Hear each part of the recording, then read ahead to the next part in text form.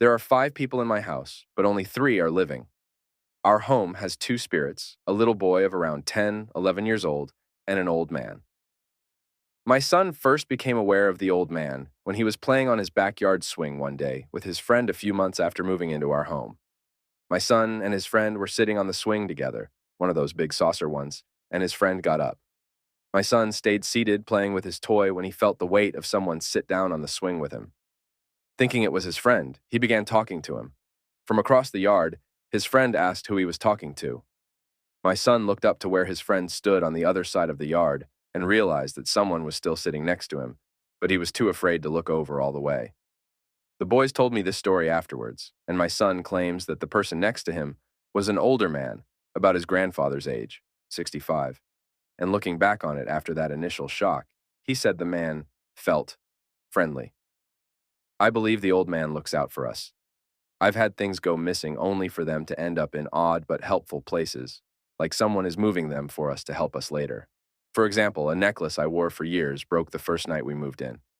Upset because it was sentimental to me, I set it on the living room table, and when I went back for it the next day, it was gone. I figured it just got moved by my husband, but he swore he hadn't touched it, and the last place he saw it was the table. My son had no idea it was missing at all until I told him. I found that necklace a year later in my bedside table drawer, buried under papers and junk. Tonight I lit a candle and set my lighter on the dresser. When I went to grab it again a few minutes later, it wasn't there. I spotted it sitting on the ensuite bathroom windowsill, somewhere I hadn't gone in those few minutes.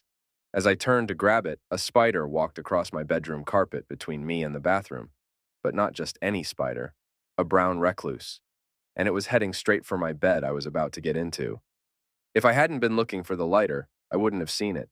We've had other things disappear and reappear in this manner many times, and I believe it's that old man trying to help us out. I saw a spirit in my bedroom. This happened when I was in elementary school, and I was still sleeping in the same bed and same room as my younger sibling. I had just finished getting ready for bed. My sibling was talking to my dad in the hallway outside the bedroom. I walked into the bedroom a few feet, then immediately stopped. On the wall farthest from me opposite the door, there was what looked like a shadow. The shadow was in the shape of a tall, fit, bald adult man. I couldn't see any other details to guess the age of the spirit, for example. It just looked like a shadow.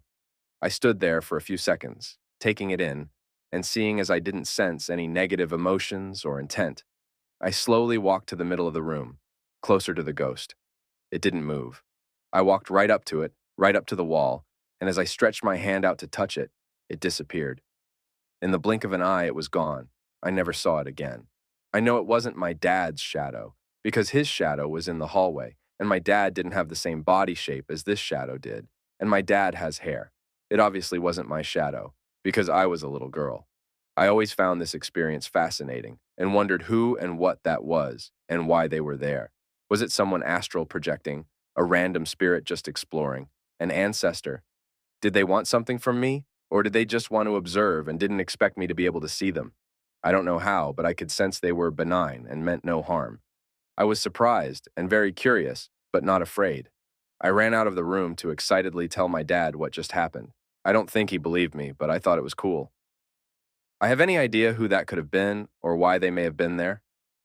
Oh, and I just remembered I forgot to mention, I don't remember seeing my own shadow at all while this was happening. My shadow didn't overlap with the ghost shadow. Random detail,